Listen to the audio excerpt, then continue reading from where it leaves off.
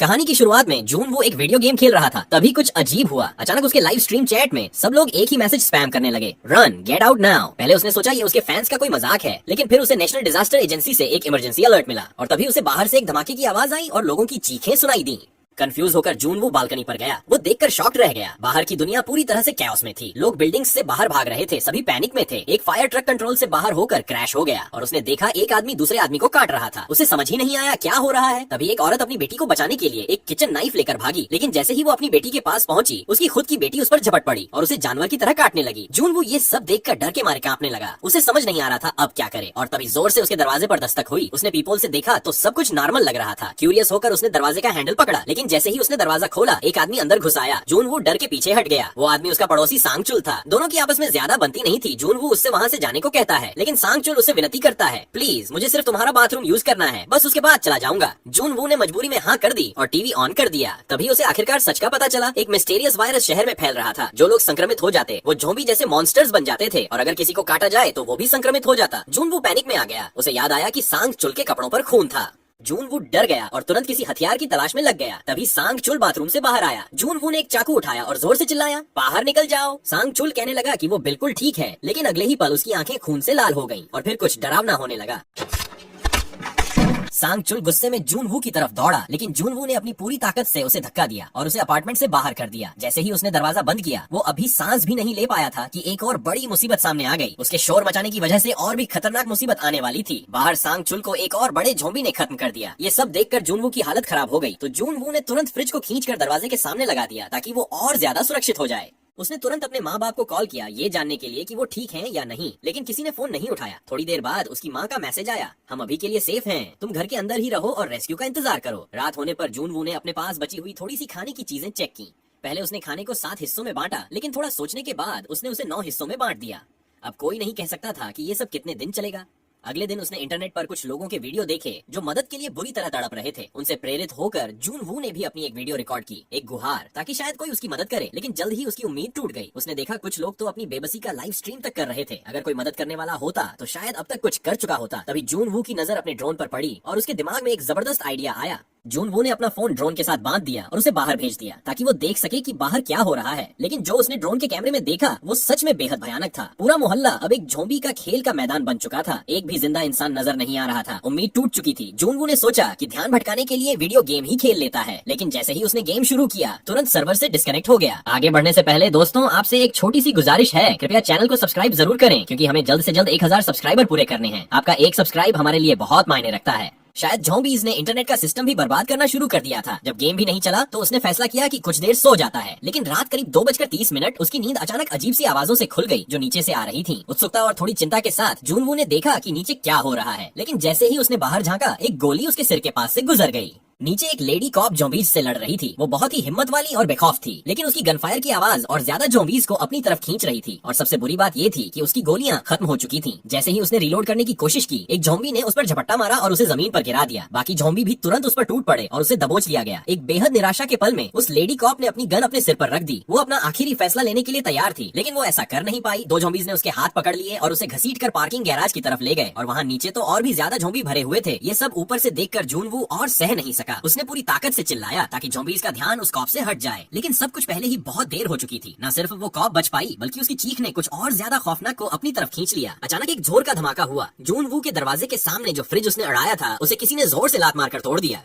वो बड़ा ज़ॉम्बी, वही जिसने उसके पड़ोसी सांगचुल को घसीट कर ले गया था, अब सीधा जून वू की तरफ बढ़ रहा था। डर के मारे जून वू ने फ्रिज को वापस दरवाजे के सामने धकेलने की कोशिश की, लेकिन उस मॉन्स्टर के सामने उसकी एक नहीं चल रही थी। जैसे ही वो क्रिएचर दरवाजा तोड़ने वाला था, जून वू के दिमाग में एक आइडिया आया। ये ज़ॉम्बी आजकल के बच्चों की तरह स्मार्ट नहीं है। जैसे ही ज़ॉम्बी उसकी तरफ बढ़ा तो वो तुरंत बालकनी से नीचे लटक गया और ज़ॉम्बी सीधा हाई राइज बिल्डिंग से नीचे गिर गया। जून वू ने मुश्किल से अपना बैलेंस बनाए रखा और किसी तरह बच गया, लेकिन जैसे ही उसने नीचे देखा उसका दिल टूट गया। वो बहादुर लेडी पुलिस ऑफिसर अब ज़ॉम्बी बन चुकी थी। इस सब के बाद जून वू ने दरवाजा और भी मजबूती से बंद कर दिया। फिर उसने सब कुछ छोड़ दिया। उसने अपने पापा की पुरानी वाइन पीनी शुरू कर दी। भूख लगती तो इंस्टेंट नूडल्स खा लेता, थक जाता तो सो जाता और जब दिल टूटता तो चुपके से रो लेता।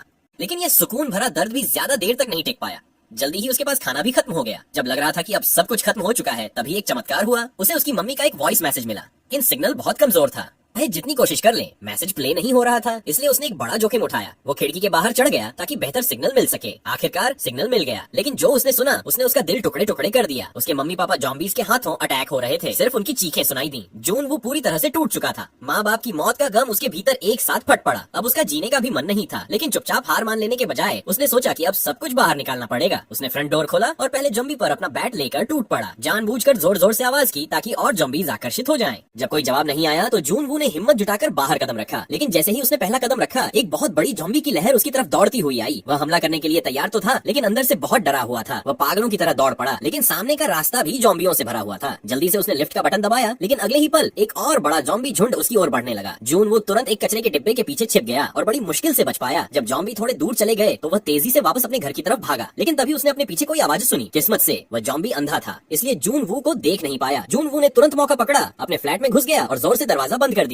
जॉम्बी आवाज से आकर्षित हो गए। हैरानी की बात यह थी कि कुछ जॉम्बी को अब भी अपनी इंसानी जिंदगी की कुछ धुंधली यादें थीं। वे दरवाजा खोलने की कोशिश भी करने लगे, लेकिन कुछ देर कोशिश करने के बाद थक कर चले गए। उस रात जब जून वू ने अपना बदला ले लिया था, उसने एक अंतिम वीडियो रिकॉर्ड किया। वह दुनिया को अलविदा कहने के लिए तैयार था, लेकिन जैसे ही उसने हमेशा के लिए अपनी सांसें बंद करने की कोशिश की, अचानक एक लाल रोशनी उसकी खिड़की के पार चमकी। वह रोशनी सामने वाली इमारत से आ रही थी। उसी पल जून वू को समझ में आ गया, वह अकेला सर्वाइवर नहीं था। वह किसी तरह अपने गले की रस्सी खोलता है और उस लाल रोशनी की तरफ देखता है, और वहाँ एक जवान और खूबसूरत लड़की खड़ी थी। उसने जून वू की तरफ देखा और उसे इडियट कह दिया, लेकिन गुस्सा करने की बजाय जून वू का दिल खुशी से भर गया। उसने खुशी खुशी उस लड़की की तरफ हाथ हिलाया। फिर लड़की ने हाथ के इशारों से बताया कि कल सुबह 7 बजे वह उससे बात करेगी। दोनों अपने अपने कमरों में लौट गए। बिल्कुल जून वू की तरह वह लड़की भी वायरस आउटब्रेक के बाद से अकेली ही रह रही थी। लेकिन किम सर्वाइवल में जून वू से काफी ज्यादा समझदार थी। उसने अपना खाना सख्ती से राशन किया था और अपने अपार्टमेंट के अंदर कई ट्रैप्स भी लगा रखे थे, ताकि अगर कोई जॉम्बी अंदर घुस आए तो उसका काम तमाम हो जाए। अगली सुबह दोनों ने अपने नाम एक दूसरे को बताए। लड़की का नाम था किम। तब तक जून वू पूरे दिन बिना कुछ खाए रह चुका था। उसका पेट दर्द से भर गया था। किम ने उसकी हालत देखी और तय किया कि उसे कुछ खाने को भेजना चाहिए। उसका प्लान था कि एक बेसबॉल से एक रस्सी बांधकर उसे सामने की बिल्डिंग में फेंके, ताकि दोनों बिल्डिंग्स को आपस में जोड़ा जा सके। लेकिन किम ने दूरी का अंदाजा थोड़ा गलत लगा लिया। खुशकिस्मती से जून वू ने तुरंत समझ लिया कि वह क्या करने की कोशिश कर रही है। उसने अपना ड्रोन इस्तेमाल किया और रस्सी को उड़ाकर किम तक पहुंचा दिया। प्लान काम कर गया और कुछ ही देर में जून वू को किम का फूड पैकेज मिल गया। आखिरकार जून वू ने एक अच्छा खाना एंजॉय किया, लेकिन तभी कुछ ऐसा हुआ जिसकी उम्मीद नहीं थी। एक जॉम्बी बन चुका फायर फाइटर उस रस्सी और उससे बंधी बेसबॉल को देख चुका था। जून वू ने तुरंत किम को चेतावनी दी। किम ने रस्सी खोलने की कोशिश की, लेकिन जॉम्बी ने जोर से उसे खींच लिया, जिससे एक टेबल किम पर गिर गई और वह बेहोश हो गई। और सबसे बड़ी समस्या ये थी कि उन जॉम्बीज के पास अब भी इंसानों जैसा दिमाग था। वह बिल्डिंग पर चढ़ने लगा। जून वू ने एक बोतल उठाई और उस जॉम्बी पर फेंकी ताकि उसका ध्यान भटके, लेकिन जॉम्बी पर कोई असर नहीं हुआ। वह सीधा किम के अपार्टमेंट की ओर चढ़ता जा रहा था। जून वू ने अपना ड्रोन भेजा ताकि जॉम्बी को डिस्टर्ब कर सके।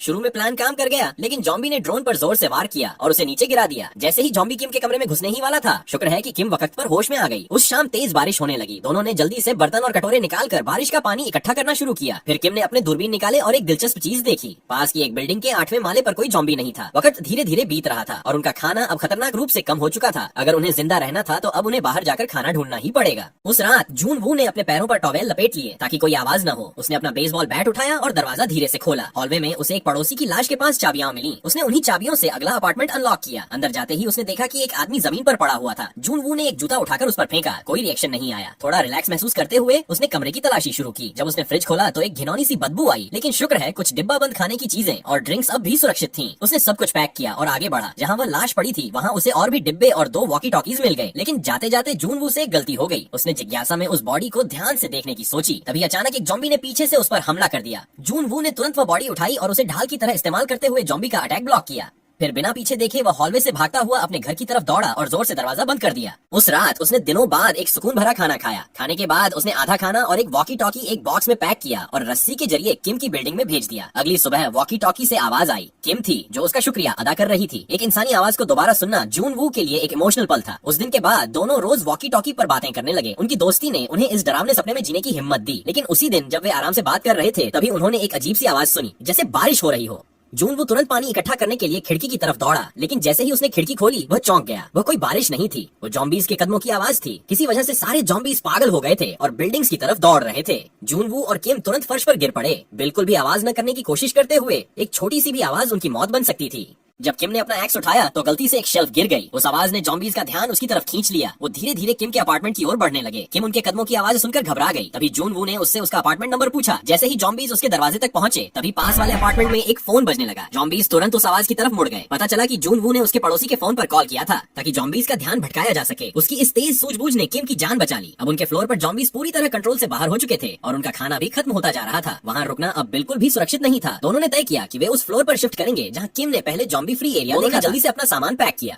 किम ने रस्सी कसकर बांधी। जून वू ने कहा कि वह पहले जाएगा, लेकिन किम ने बिना कुछ कहे तुरंत अपने अपार्टमेंट से छलांग लगा दी। जैसे ही किम नीचे आई जॉम्बीज हर तरफ से उस पर हमला करने लगे, लेकिन किम ने तुरंत अपनी क्लाइंबिंग पिक निकाली और जॉम्बीज को मारते हुए अपने लिए रास्ता बना लिया। ऊपर से यह सब देखकर जून वू हैरान रह गया, लेकिन तभी एक जॉम्बी ने किम को नीचे गिरा लिया। उसी पल जून वू पीछे से आ गया। उसने उस जॉम्बी को मारा और किम को खींचकर स्टेयरवेल के अंदर ले गया। नई बिल्डिंग के अंदर जाते ही उन्होंने तुरंत कांच का दरवाजा बंद कर दिया। जैसे ही दरवाजा टूटने वाला था दोनों जल्दी से लिफ्ट के अंदर घुस गए।